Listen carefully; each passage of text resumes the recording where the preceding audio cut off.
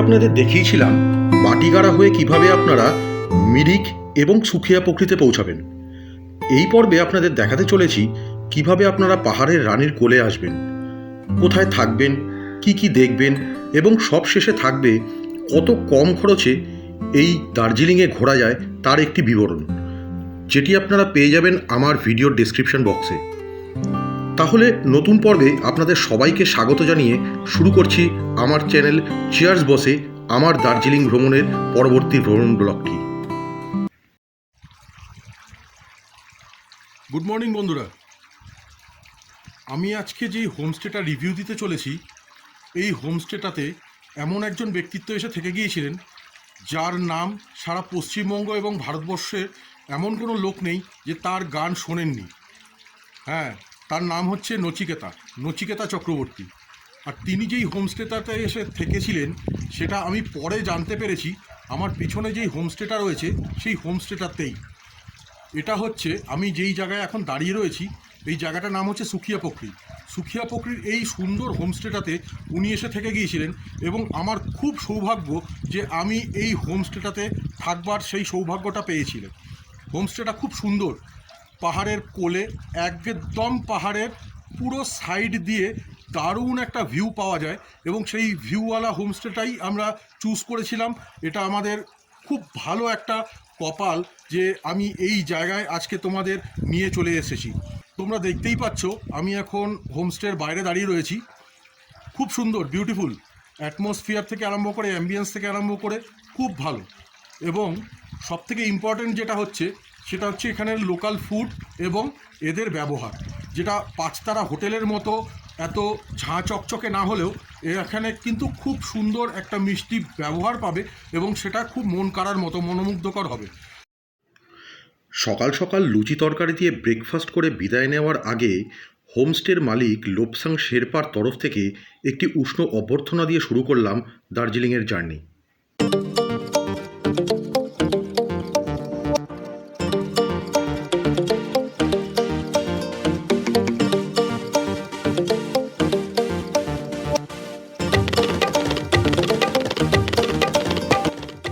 দার্জিলিংয়ে এসে মানুষের হোটেল খোঁজার তাড়া থাকে।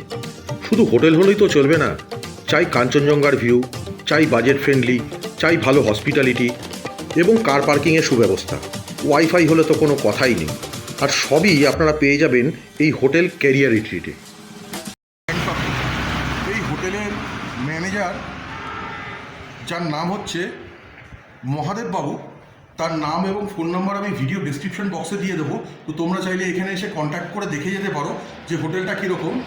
এবং এদের এখানে ভিউ রুম, যেটা আমরা ভিউ রুম চাই খুব কম খরচের মধ্যে, সেই ভিউ রুমটা তোমরা এখান থেকে পেয়ে যাবে। এই ভিউ রুমের প্রাইস পড়বে মোটামুটি 1200 টাকা, দুজন থাকতে পারবে। আজ আমি আপনাদের এমন একটা হোটেলের সন্ধান দিতে চলেছি যেখানের জানলার পর্দা খুললে দেখা যাবে শীতল শুভ্র কাঞ্চনজঙ্ঘা। হোটেলটা দার্জিলিংয়ের একদম পাশে এবং এই হোটেলের পর্দাটা সরালে সকালবেলার এই দৃশ্যটা মনটাকে একদম ভরিয়ে দেবে। হোটেলের নাম কেরিয়া রিট্রিট। এখানে একটা ছোট্ট ব্যালকনি রয়েছে এবং ব্যালকনি থেকে কাঞ্চনজঙ্ঘার ভিউ একদম সুস্পষ্ট। ঢোকার সাথে সাথে এখানে রয়েছে বাথরুম, একদম ওয়েল ডেকোরেটেড একটা নিউ বাথরুম।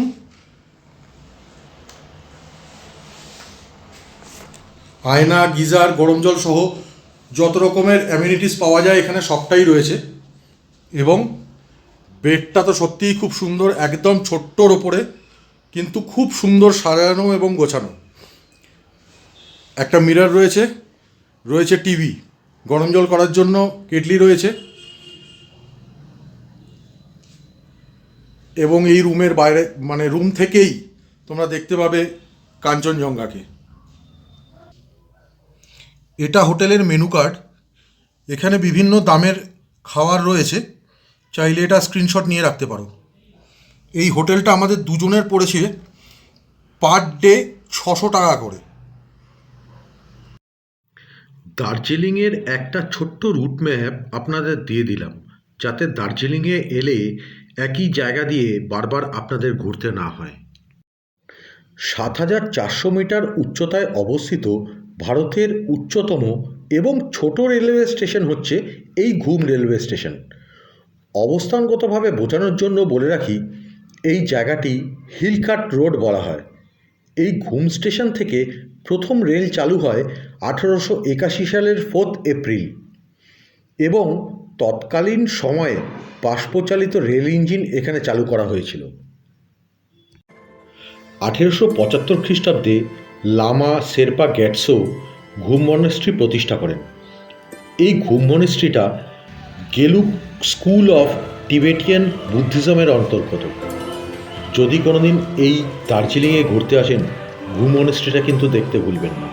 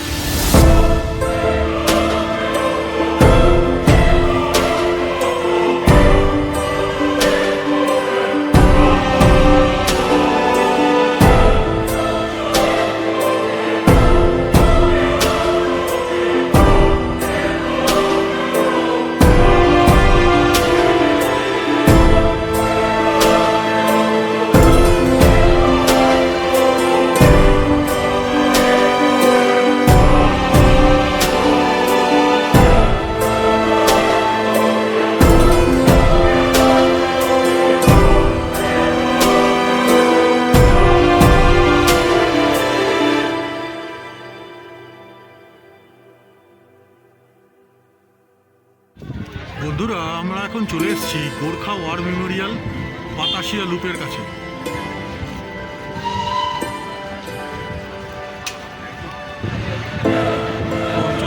টিকিট কেটে এখন আমরা ঢুকে যাচ্ছি বাতাসিয়া লুপে।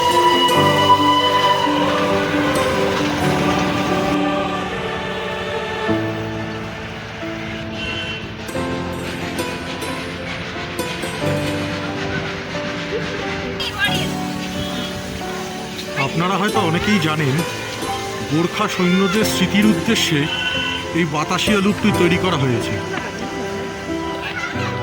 আবহাওয়া পরিষ্কার থাকলে 360 ডিগ্রি অ্যাঙ্গেলে কাঞ্চনজঙ্ঘার এখান থেকে একটা অসাধারণ ভিউ পাওয়া যায়। এখনও পাওয়া যাচ্ছে দূরে কাঞ্চনজঙ্ঘা, কতটা আসছে সেটা আমি বুঝতে পারছি না।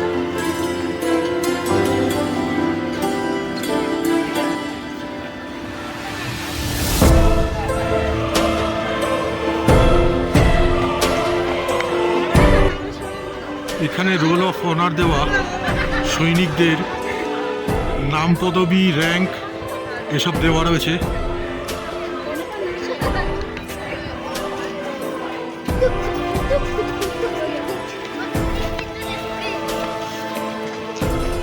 ক্লাব দার্জিলিংয়ের সামনে প্রচুর মানুষের ছবি তোলার একটা ভিড় দেখা যাচ্ছে। কাঞ্চনজঙ্ঘার অপরূপ ভিউ এই টেলিস্কোপের মাধ্যমেও এখানে দেখা যায়। প্রাইস পড়ে 50 টাকা পার হেড। দার্জিলিং এলে বাতাসিয়া লুপ ঘুরে দেখতে কখনোই ভুলবেন না, জায়গাটা খুব সুন্দর।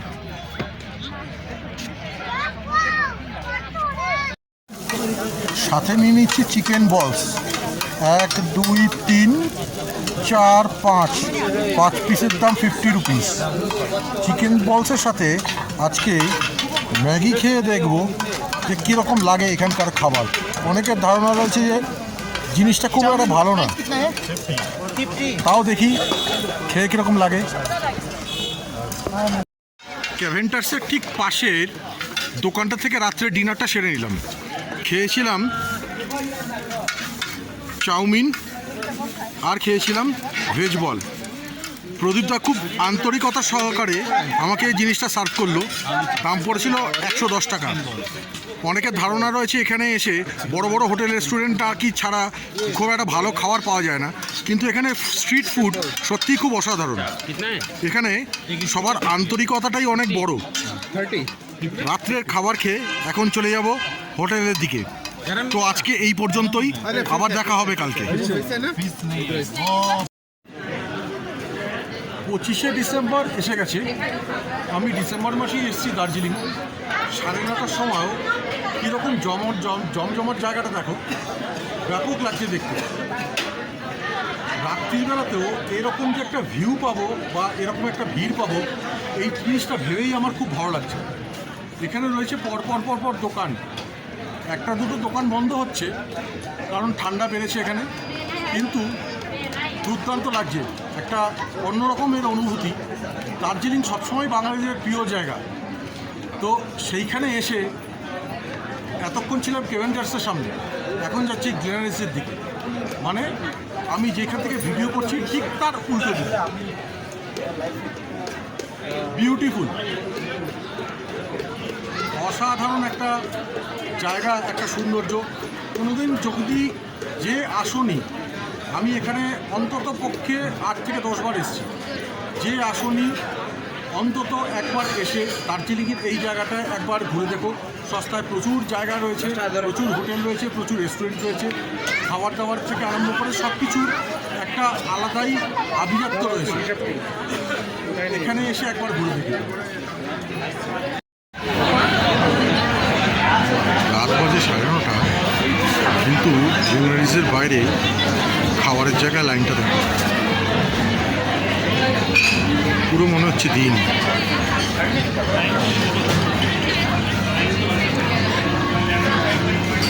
সামনে ক্রিসমাস আসছে, তাই খুব সুন্দরভাবে সাজিয়ে রেখেছে।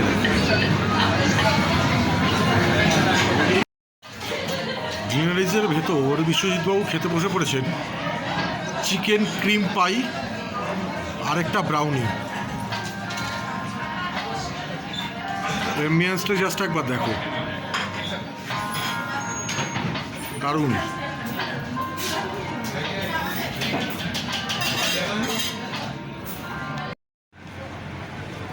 আমি এখন যেই জায়গাটাতে দাঁড়িয়ে রয়েছি এটা হচ্ছে ট্যাক্সি স্ট্যান্ড, দার্জিলিংয়ের ট্যাক্সি স্ট্যান্ড। এখান থেকে দার্জিলিং থেকে আরম্ভ করে শিলিগুড়ি, মিরিক, বিভিন্ন জায়গার ট্যাক্সি এখানে এলো। ছোটো বড় শেয়ার জিপে করেও তোমরা এখানে ঘুরতে আসতে পারো। দাম পড়বে বিভিন্ন ধরনের। যদি কেউ শেয়ার জিপে আসতে চাও 200 থেকে 250 টাকার কাছাকাছি পার পার্সন হিসাবে সেই জায়গার দাম পড়ে। এবং আমার পিছনে আমি এই জায়গাটা এখন তোমাদের দেখাতে চলেছি, এই ঠিক পিছনের ওপর দিয়ে চলে গেলে পড়বে ম্যাল রোড। এই ম্যাল রোডে প্রচুর দোকান রয়েছে, খাবার থেকে আরম্ভ করে জিনিসপত্র কেনাকাটার থেকে আরম্ভ করে সব রকমের দোকান এখানে অ্যাভেলেবেল। রাত্রির বাজে 9:30টার কাছাকাছি। আমি যেখানে রয়েছি সেই জায়গাটা খুব জমজমাট। আজকে জমজমাট তার কারণ হচ্ছে সামনেই আসছে 25 ডিসেম্বর এবং 31।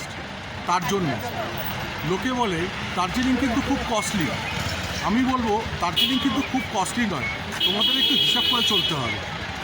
চললে দার্জিলিং দেখবে খুব ইজি এবং খুব কম খরচে তোমরা দার্জিলিং ঘোরার একটা খুব ভালো ওয়ে পেয়ে যাবে। তার জন্য দেখতে হবে আমার এই চ্যানেল চিয়ার্স বস। গুড মর্নিং ফ্রেন্ডস, আমরা এখন যেখানে দাঁড়িয়ে রয়েছি এটা হচ্ছে জাপানিজ টেম্পল। জাপানিজ টেম্পলের ভেতরে আশা করি কোনো রকম কোনো ফটোগ্রাফি, কোনো ভিডিও শ্যুট অ্যালাউড না। তো তার জন্য হয়তো ভিডিওগ্রাফি নাও করে দেখাতে পারি। তো তাও দেখে নেবো একবার এখানে যদি কোনো রকম কোনো ভিডিও অ্যালাউড হয়ে থাকে।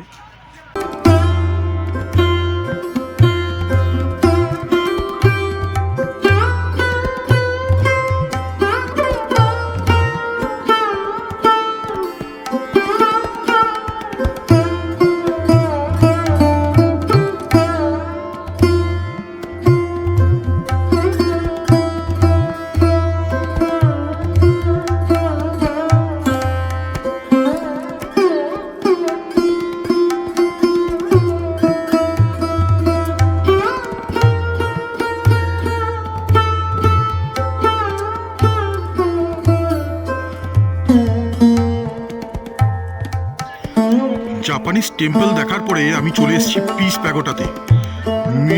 মিচিদাৎসু ফুজি একজন জাপানিজ বুদ্ধিস্ট মঙ্ক ছিলেন, যিনি 1947 সালে শান্তির প্রতীক হিসাবে সারা পৃথিবীতে এই পিস প্যাগোডা স্থাপন করেন।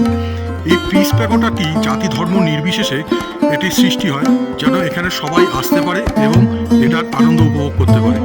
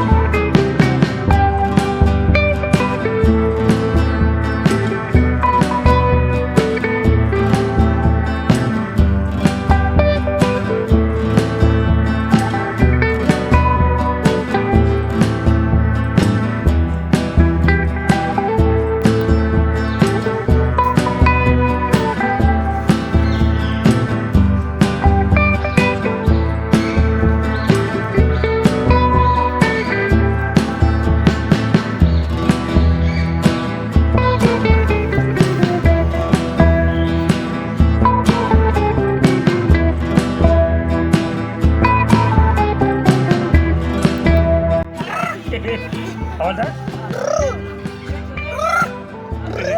Uy, pagan na dyan. Uy, di. Uy.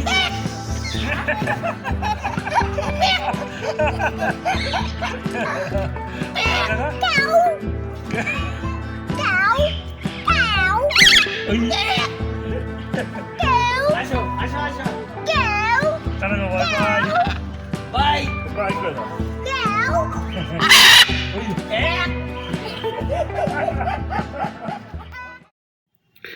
UNESCO world heritage সাইটে স্বীকৃতি পাওয়া পাথর কেটে কেটে রক বানানো হয়েছে বলে এই জায়গার নাম রক গার্ডেন। এইখানের ওয়াটারফলসটিও খুব সুন্দর। স্যার জন অ্যান্ডারসন 1980 সালে রক গার্ডেনটি প্রতিষ্ঠা করেন। আর এর ভেতরে যেই জলপ্রপাতটি আছে তার নাম হচ্ছে চুনু সামার ওয়াটারফলস। তো মেলের বাদিক দিয়ে যে চড়াই রাস্তাটা রয়েছে সেই রাস্তাটা ধরে টোটাল 106খানা সিঁড়ি ভেঙে এখন আমরা যেই জায়গায় এসে পৌঁছেছি সেটা হচ্ছে মহাকাল মন্দির। তো দেখে নেওয়া যাক মহাকাল মন্দিরটা কীরকম। মানে এটা একটা শিবের মন্দির, ভগবান মহাদেবের আরাধনা করা হয় এইখানে। কথায় আছে ভক্তিতেও শক্তি আছে, তাই আমি চললাম সেই ভক্তিরই আরাধনায়।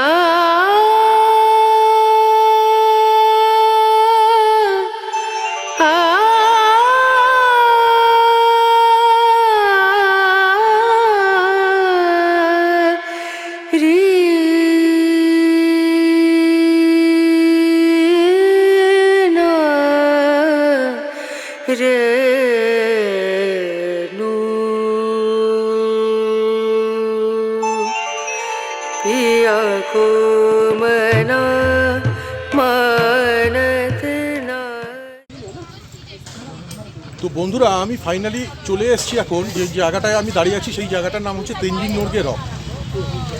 শেরপা তেনজিং নোরগে এবং স্যার এডমন্ড হিলারি 29 মে 1953-1953তে সবার প্রথম এভারেস্টে উঠেছিল এবং এই এভারেস্টে ওঠার পরে তার নামের স্মৃতির উদ্দেশ্যে, মানে শেরপা তেনজিং নোরগের স্মৃতির উদ্দেশ্যে এই রকটা বানানো হয়েছে। আমার পিছনে যেই রকটা দেখছো, এটাতে আমার ওঠার ইচ্ছা ছিল খুব। এখানে রয়েছে সেফটি সিকিউরিটি গার্ড, মানে টুপি, বেল্ট, এই ব্যাপারগুলো আমার পিছনেই দেখতে পাচ্ছ। কিন্তু এটা ছাড়া আমি উঠতে চেয়েছিলাম, যেটা ছাড়া এরা উঠতে দেবে না সেফটি সিকিউরিটি রিজনের জন্য।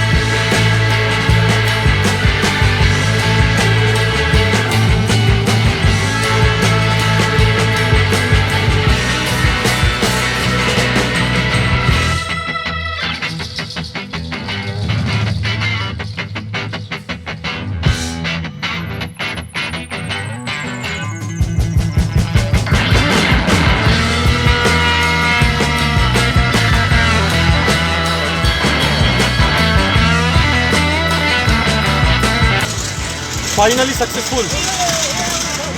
দারুণ উঠেছে, দারুণ উঠেছে।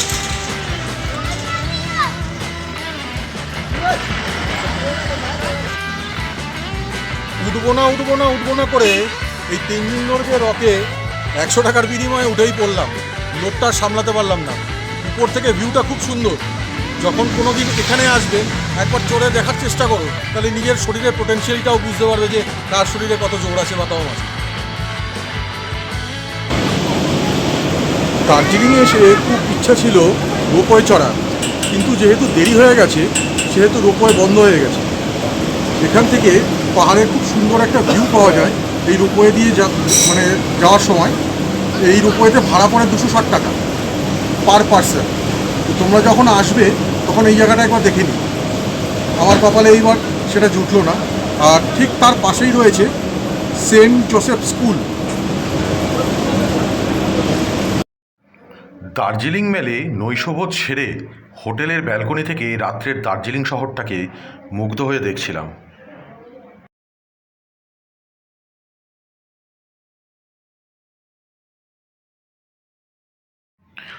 পরের দিন সকালে দার্জিলিং শহরটাকে বিদায় জানিয়ে আমাদের গন্তব্য ছিল লামাহাটা। দার্জিলিংয়ের ট্যাক্সি স্ট্যান্ড থেকে বা জুজু রাইডে বাইকে করে ঘুম স্টেশন থেকে জোরবাংলো মোড় থেকে বাঁদিকে 14 কিলোমিটার সোজা রাস্তা ধরে চলে গেলে পৌঁছে যাবেন লামাহাটা ইকো ন্যাশনাল পার্কে। আজ আমরা এক রাত এই লামাহাটা ইকো ন্যাশনাল পার্কের পাশেই থাকব। প্রায় 1 ঘন্টা খোঁজাখুঁজির পর আমরা পেয়ে গেলাম আমাদের রাত্রিবাসের আরও একটি নতুন ঠিকানা, যার নাম কাঞ্চনজঙ্ঘা ভিউ হোমস্টে, যেটি লামাহাটা ইকো ন্যাশনাল পার্কের একদম পাশে ছিল। আমাদের খরচ পড়েছিল জনপ্রতি 1000 টাকা, যার মধ্যে ইনক্লুডিং ছিল রাত্রি নৈশভোজের ব্যবস্থা এবং সকালের ব্রেকফাস্ট। উডেন ডেকোরেটেড রুমটি পরিষ্কার পরিচ্ছন্ন হওয়ার সাথে সাথেও বাথরুমটিও ছিল যথেষ্ট পরিষ্কার। 24 ঘন্টা এখানে গরম জল পাওয়া যায়, সাথে ফ্রি ওয়াইফাইয়ের সুব্যবস্থাও এখানে আছে।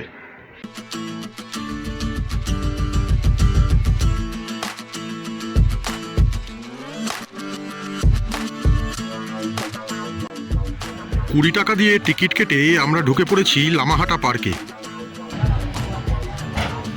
পার্কটা ভীষণ সুন্দর। এখানে চারদিকে পাইন বনের প্রচুর গাছ। আজকে আকাশ পুরো পরিষ্কার এবং এই লামাহাটা পার্ক থেকে কাঞ্চনজঙ্ঘার খুব সুন্দর একটা ভিউ পাওয়া যায়।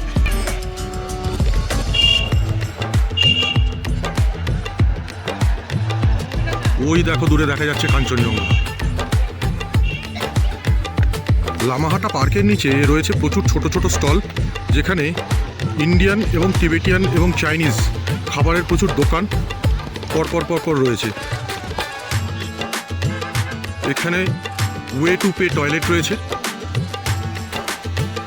রয়েছে আমাদের খুব পরিচিত চেনা গেঁদা গাছ সহ বিভিন্ন ধরনের অর্কিড ফুলের গাছ।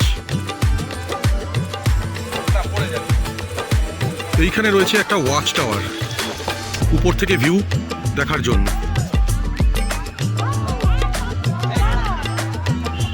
অসাধারণ সৌন্দর্যে ভরা পাইন বনের জঙ্গলের মধ্যে এই লামাহাটা পার্ক। ওয়াচ টাওয়ারের পাশ দিয়ে সরু এই জায়গাটাই হচ্ছে উপরে লেকে ওঠার মেন রুট। পন্ডে যেতে হলে এই ওয়াচ টাওয়ারের সামনে দিয়ে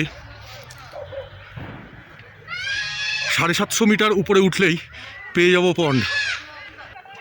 রাস্তাটা কিন্তু যথেষ্ট সরু এবং খাড়া। পন্ডে উঠবার জন্য এখানে একটা ছোট্ট ব্রিজ রয়েছে। এই ব্রিজের পাশ দিয়ে যে রাস্তাটা চলে গেছে, এখান দিয়ে যাওয়া যায় পন্ড। উঠতে গিয়ে জিহ্বা বেরিয়ে যাচ্ছে। একবারে টানা ওঠাটা আমাদের মতো সমতল ভূমিতে হাঁটা বাঙালিদের সত্যি একটু কষ্টকর। হাঁপ ধরে গেছি, তাই জন্য একটু বসে রয়েছি। লেকে যেতে গেলে ধরতে হবে এই রাস্তাটা, খুব সুন্দর দেখতে। খুব ছোট এবং বয়স্ক মানুষদের উদ্দেশ্যে একটাই বলবো, যদি তাদের শ্বাসকষ্টজনিত সমস্যা থাকে তাহলে এখানে যথেষ্ট প্রোটেকশন নিয়ে আসার চেষ্টা করবেন। তাহলে ভালো শীতের জামা কাপড় কিন্তু নিয়ে আসতে ভুলবেন না। পাহাড়ের আঁকাবাঁকা রাস্তা ধরেই আমাদের নতুন গন্তব্য ছিল তাকদা অর্কিড গার্ডেন। সবথেকে বেশি ভালো লাগলো শুনে যে তাকদা একসময় ব্রিটিশদের উপনগরী ছিল এবং ভারতবর্ষের সবথেকে বেশি অর্কিড চাষ এখানেই হতো। উদ্ভিদ বিশেষজ্ঞদের থেকে জানতে পারলাম যে এখানে সবথেকে বেশি দামের যে গাছটি আছে সেটির দাম শুনলে তো আপনাদের চক্ষু চড়ক গাছ, প্রায় 90,000 টাকা। টিকিট কাটলাম 20 টাকা, গাছ দেখলাম 90,000 টাকা, পুরো পয়সা ওষুধ।